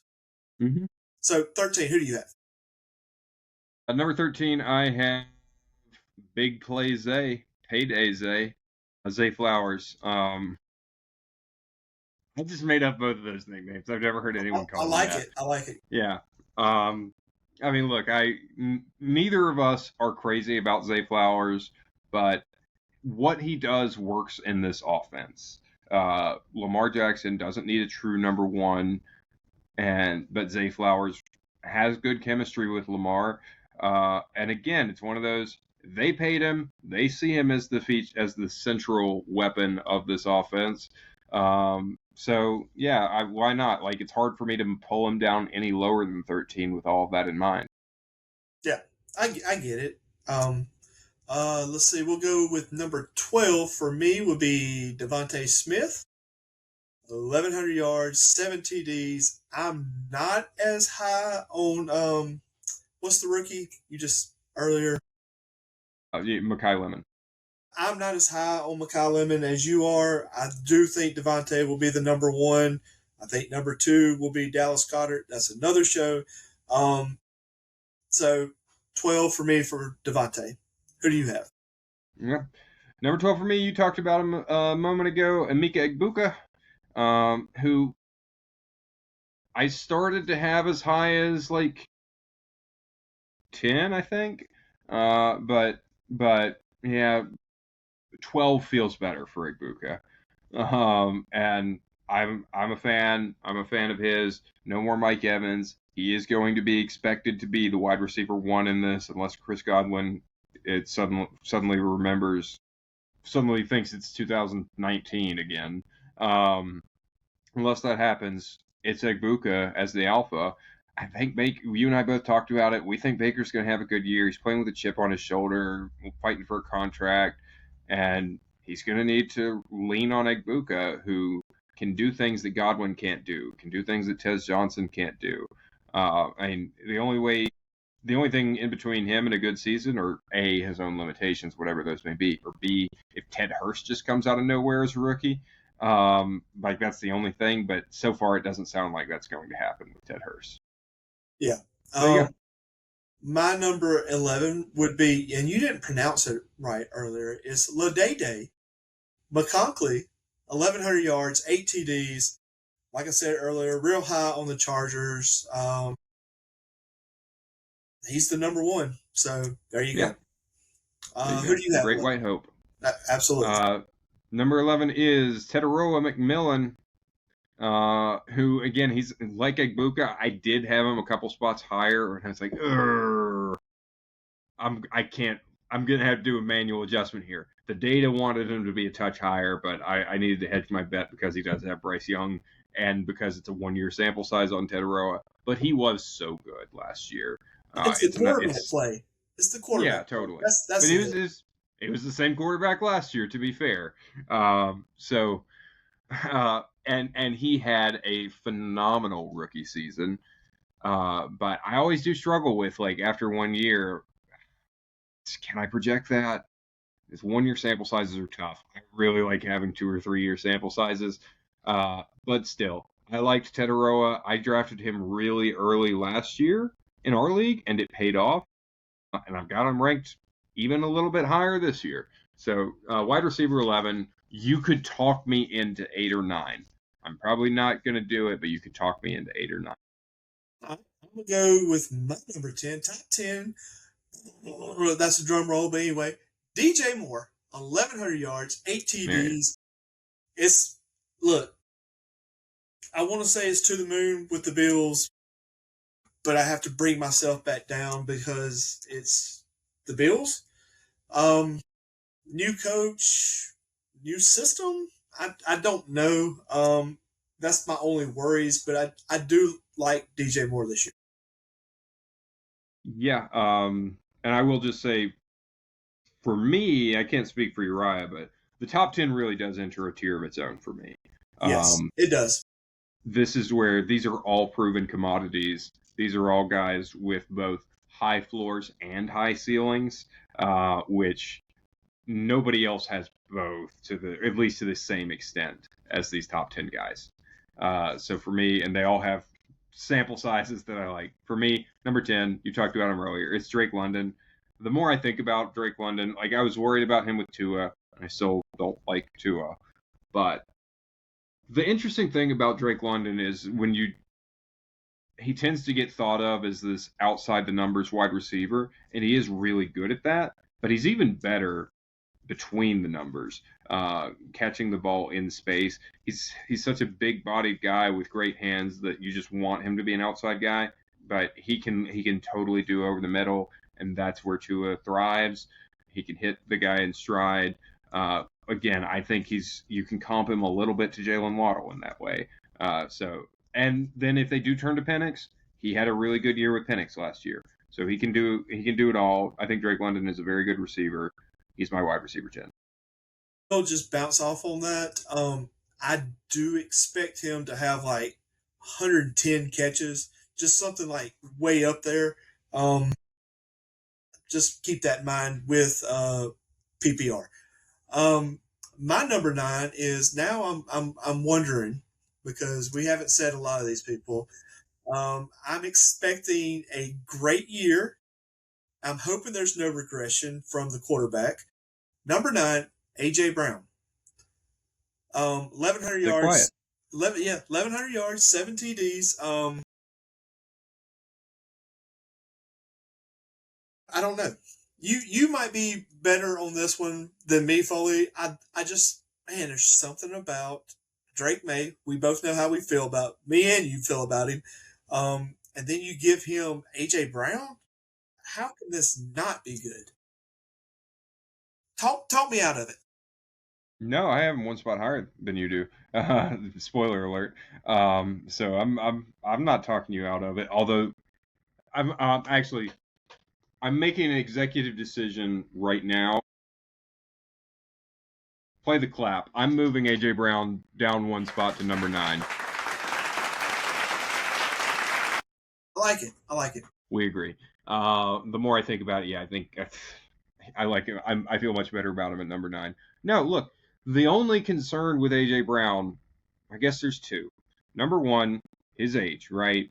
We know some wide receivers may just fall off a cliff with their age, and he's about the same age as DK Metcalf, who we talked about earlier, starting to hit that. Number two, though, is effort, but I don't think that's actually an issue. There was an effort issue in Philadelphia last year for sure, but I don't think that's going to be an issue here. I'm really hyped on him because it's a reunion with Mike Vrabel, who he was so good with, and Vrabel really got the best out of him in Tennessee. I think they respect each other so much. It's the best wide receiver Josh McDaniel as a coordinator has had to work with in a very, very long time. Well, in New England. He's had Devontae Adams, obviously, but in Vegas. But in New England, this is the best wide receiver he's had since Randy Moss, maybe? I mean, A.J. Brown's better than Julian Edelman, right? We can say that. So I think it's really exciting, and it's certainly the best weapon Drake May has had at any point, including his college career, right? Where previously the best wide receiver that Drake May has ever worked with at any level was Josh Downs. Yeah, exactly. So you go from Josh Downs to A.J. Brown. Again, like I think that alone offsets any concerns about him having a tougher schedule this year. So I'm all for it. I'm right there with you. Wide receiver 9 makes perfect sense. My number 8, you've already talked about him, Garrett Wilson. I'm hoping this is a bounce back, and like I said earlier, projections. Somebody's catching the ball in New Jersey, and it's probably going to be him. You could move him down. To me, this is a ceiling move. But it's Garrett Wilson, and I do think it's okay to have him that high of a ceiling. Okay, that's bold for a guy coming off an ACL, but I know. Hey, who else is going to catch the ball? That's my question. And I know people are going to say Omar Cooper and blah blah blah. Kenyon Sadiq. Yeah, he's still hurt. I ain't worried about him. By the way, I'm sorry, just real quick on the Jets. I do want to shout out a deep sleeper here. If you're in our league, close your ears. But God help me if I might be into Adonai Mitchell. Really? He did some things towards the end last year. I currently have him as wide receiver 50. He did some things last year that impressed me. Now, he's had this long history of just always goofing, like not being on the same page as his quarterback, but he's got all the talent in the world. If he can get them like learning the playbook type stuff correct and the mental errors, he's got the physical talent to be a really good wide receiver. So I'm intrigued by Adonai Mitchell as a dart throw. Where do you think I have him? Let's say 50. Let's say we're ding ding ding here. 60. 60, okay. Not that far off. I get it. Let's see. Who do you have? Did you do your 8? No, you didn't do your 8. So go ahead. All right, my number 8. It's good news. I'm glad that this is not a ding, because that means you've got him even higher. And what I want to say is I think that this guy still somehow might be the most underrated wide receiver in the NFL. I already know who you're saying. Even though it's a little embarrassing for me to talk about, it's Nico Collins. Yeah, it's Nico. Who I famously said after his first 2 years, I'm out on Nico. And he proved me wrong. I apologize, Nico Collins. I was not familiar with your game. He changed Folalytics. He changed my system where historically I have said wide receivers get 2 years to prove it. Now they get 3 years to prove it because Nico Collins had a year 3 breakout. And man, he's been one of the best wide receivers in the NFL since then. Talent-wise, I don't think he's as good as the number 1 very best wide receiver in the NFL, who we agree on. Well, I'll not say his name for now, but I think he's arguably as good as the second best. I think he has a case to be the second best wide receiver in the NFL, second or third. And so I've got him here at 8. The only reason I don't have him higher is because I do still have questions about C.J. Stroud. I would love to see him with a better quarterback than C.J. Stroud, or at least to see him get the best version of C.J. Stroud again, which we haven't seen in a while. I think that's the more fair assessment, the latter of what you said. My number 7 will be Mr. Amon St. Brown. 1,200 yards, 10 TDs. He's the stud. He's on a passing offense. I don't think you can go wrong getting him wherever you get him, whether it be 7 through 4. I think that's his area, 7 through 4. I'm not mad at that, but I do think he's a stud on a pass-heavy team. Well, I don't really know if it's a pass-heavy. On a good team, I'll say that. I think it'll be more pass-heavy this year than it's ever been. Okay. So my number 7. Who do you have at 7? So my number 7, have you noticed that there is a team that you've already referenced, but I haven't talked about at all yet? But they have 2 studs, and I haven't talked about either of them, so boy, what Foley must think of these guys. My number 7 is George Pickens. All the way up here. And still another Cowboy to go. Yeah, I mean, look, I think you're crazy for how low you've got Pickens. I think it's okay to be lower on Pickens because last year was so much more than he's ever shown before. Even though he's always been a good wide receiver, he's never been that. And so I think it's fair, especially him being on the franchise tag, his personality issues. How does he handle that? There are questions. But he was so good. And even before, like his last year in Pittsburgh, he was really, really good. His year before that, he was pretty good. And I give you that. I like I said, as far as my yardage and touchdowns, you can move them up and down, and it's basically the same. I just think there's going to be a regression because I feel like CD is the man, and I think, hey, last year you had yours, this year I'm gonna get mine. That's fair. Well, you notice I haven't talked about CD yet, so I haven't either. I haven't either. So. But I do think George Pickens is still a very, very good pick. He is, and let's see. I had him at 1,000 yards and 7 touchdowns. So I mean, it's not. I mean, you're still. It's a good year. Yeah. You're knocking on the door. My number 6 would be Mr. Nico Collins, 1,200 yards, 7 TDs, and I didn't really move, but I did move him up because of the injury. Sleeper alert, Tank Dale. Hello. Anyway, I'll get back to Nico. Nico's a stud. He's on a team with a decent quarterback. They're going to have a decent running game. I do think it's going to be more run than last year, which I think will help him in the passing game. But he's a stud.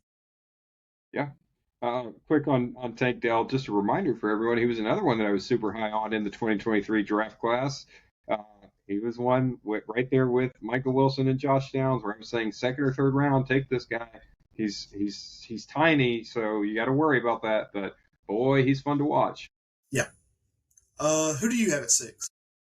Number 6, I have talent-wise probably the actual second best wide receiver in the NFL, but situationally he's number 6 here, and that is Justin Jefferson. This is more a Kyler Murray problem, right? Well, it's not even a Kyler Murray problem. This is really much better than it's not a problem. It's just let's look at the other guys ahead of him. It's not about Justin Jefferson at all, or it's not a knock on him or anyone around or his situation or anything. It's just like, my God, look at the people ahead of him. How can you knock any of them down? It's a wealth of riches at the top at wide receiver. You're gonna hate where I have him then. So no, I won't. You can have him as high as 2, and I won't be mad. I really won't. Yeah, okay. So we'll be fine. You can have these guys 2 through 6, and I really did. At one point, I had Justin Jefferson at 2. 2 through 6, I have shuffled around so much, and maybe by the time we get to the season, he'll be back up at number 2 for me. Number 1 is locked, right? Yeah. But beyond that, so, and as I'm thinking through it, like, yeah, maybe 5. I could do 5 maybe, and move the guy I have at 4 down to 6. We'll see. Anyway, these are all great guys. Justin Jefferson, we've seen Kyler Murray can have one really good wide receiver, and that's obviously going to be Jefferson. I think the world of him. So I have nothing negative to say here, except that he is coming off a bit of a down year. And as much as we can attribute a lot of that to J.J. McCarthy and Carson Wentz and Max Bromer, for sure, it is also true that Jefferson was not doing anything to elevate those guys in the way that Jefferson is supposed to elevate his quarterback. So I don't want to let him completely off the hook, even though I do think he's uber talented. Okay. My number 5, and here you go, CeeDee Lamb. 1,200 yards, 8 TDs. It's sort of like we said it last week with the running backs. You can take a little bit away from CD. You can add it to George. You might be able to take a little bit from George, add it to CD. But as far as talent, he's number 5. Can I get a ding ding or a clap clap clap? Oh, hey, here it comes! Here it comes! Yeah. So that was another last minute adjustment. I did have him at 4, and as I was looking at my board, I was like, actually, he's 5. Yeah, so I'm with you. I think, I mean, he is better than what he showed last year, and he still had a good year last year. Lamb has a long track record of production at this point, of being a top tier wide receiver. So as good as George Pickens was, you have to have Lamb ahead of him still. Yeah, absolutely. All right, we'll go with number 4. Let me just put the hand over the clap just in case. We're not going to clap here. Puka. Okay. Okay. Puka, I got him at number 4, 1,200 yards, 7 TDs. I don't believe in the Rams this year, but I do believe in Puka. And Stafford's going to throw to somebody. And like I said, I've already talked to Stafford. He said Puka's good to go. As long as he said it. The only reason I would have Puka as low as 4 is if I was concerned that he was going to miss time because of his off-field stuff. I had that baked into the. Yeah. Yeah. Which is fair. I really don't think he's going to miss time. But if it ever started to sound like he would, then yeah, he'd move down from where I don't think your number 1 and my number 1 are the same. Oh my God. I know. So go ahead with 4. My 4 is Amon-Ra St. Brown. Okay. Is that who you thought I had number 1? I never forgot where you had St. Brown. No, I think you have somebody else at number 1. I'm going to be mad at you if we have different number 1s. I would think we have the same. I think we. But anyways, different. Go ahead. Amon-Ra St. Brown is my number 4. The Sun God, Evan's favorite player.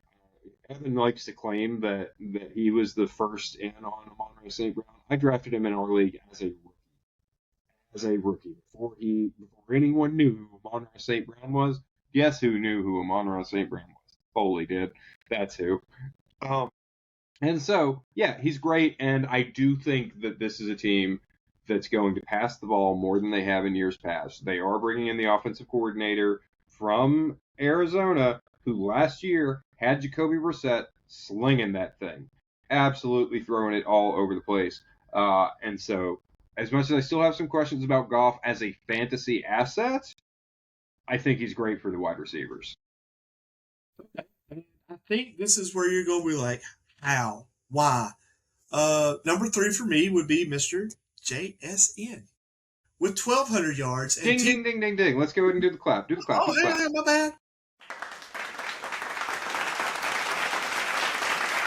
Well, that's Thank good. You. I thought when we were talking, I was like, he is fixing to have him at number 1. But anyway, I love JSN, but I can't do that. Look, great, blah blah blah. There will be a regression. You hardly ever have somebody who has a great year, a record year, and then they compound on that. I don't hardly ever have that. But he is the alpha at the wide receiver table, and he is a stud. So my only worry would be Mr. Sam Darnold, Mr. Pro Bowl Sam Darnold. But I'm afraid about the run game. I'm afraid about this. I'm afraid about that. But it is JSN. Yes. I love JSN. I every time we talk about him, I've got to say this. Again, that 2023 draft class, he was my wide receiver 1 when everyone else had Quentin Johnston as the wide receiver 1. And everyone else said JSN was a slot only, and I said that guy can play on the outside. Foley was right, but even Foley didn't think he would be as good as he was last year. And I still, as much as I love Jackson Smith-Njigba, I don't think he is actually as good as his stats showed last year. That's not knocking him. That's not shade. But I do think he was playing slightly over his abilities, which just does happen sometimes as sort of a fluke thing. Again, that sounds like I'm shading him, and I don't mean it that way because I love him. But he does have some things working against him this year, and I'll be honest, he has been on my rankings as I've moved some players up and down. He has been as low as 8 for me, and I kind of talked myself out of that. But he's lost his offensive coordinator is honestly the biggest thing. The Clint Kubiak magic. Now, look, he was good the year before with Ryan Grubb, so it's not like he's going to be bad now. But I think that losing Kubiak means a lot to this offense.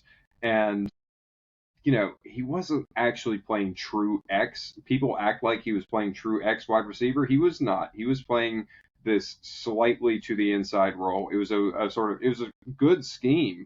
It worked wonders. I don't think he can quite replicate that. And like you said, there is still the Sam Darnold of it all, who is a good quarterback, he's not a great quarterback. So that's going to hold him back. The two ahead of him have better quarterbacks when healthy. Well, I've already said my number. Well, we've already talked about it, but my number 2 is JJ. Stud. Enough said. He once again, he's the alpha on the team. He's going to do the scoring. He's going to do everything. I have him with 1,300 yards, 8 touchdowns. Like I said, I expect Kyler to be rolling out and chunking it, and it's going to be to Justin Jefferson. And my number 1, you've already talked about. So you mean your number 2? Great news. I mean, yeah, sorry, my number 2 you've already talked about. So great news, we are going to have the same number 1. I will go through this camera and fight you if my number 1 is not on your top 40. I think we all know how I feel about it.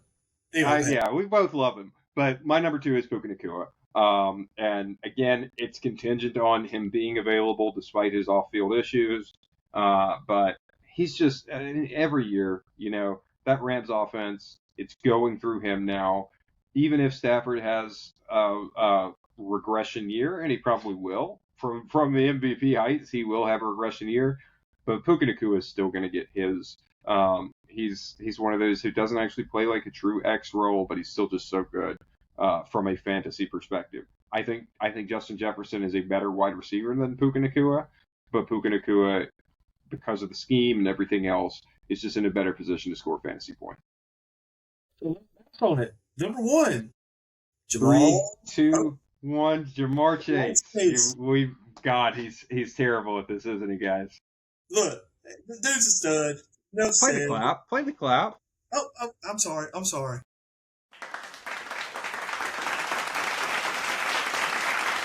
Look, listen, it's 28 minutes past my dinner time. I'm getting cranky and bossing Uriah around now. I'm right there with you. I'm smelling something that smells delicious. Shout out to my wife. Love you. But look, it's Jamar Chase. It's Joe Burrow. We know how this works out, right? Yeah, he's the best wide receiver in the NFL and in a good situation. He has produced last year, right? He was a great wide receiver with Joe Burrow. He was a great wide receiver with Jake Browning, and he was a great wide receiver with Joe Flacco. And was there a fourth quarterback who came in at some point? He was great with him, too. He was great with all of them. Yeah. Didn't matter. They're losing all these games because their defense was giving up 60 points a game. It didn't matter. They were staying in the games because of Jamar Chase. He's the best wide receiver in the NFL and in fantasy. We can have all the debates in the world about, again, 2 through 8 for me, really 2 through 10. We can have those debates, but Jamar Chase is in a tier of his own, just like Josh Allen is in a tier. Yes, totally agree with everything Foley said. But we are running way over, so I'm good to cut this off. But I will say, for those that have stayed, thank you. Yes, thank you. For everybody else, hey, love you. And the last thing I'll say real quick is just if Popeyes or Crispy Crunchy Chicken or Movie Star want to sponsor this podcast, we have a growing audience and we can talk about your fried chicken. Dude, yes. Hey, we can ship it. Ship that Crispy Crunchy chicken gizzards and ship them wherever you want them. That's right. Hey, right. And look, hey, save 10% at Sam's Club with the Hub of Fantasy Football discount code. God, please don't try that. Look, hey, subscribe, save, comment, do all that stuff. We love you guys. I'm out, Foley. Bye, everyone.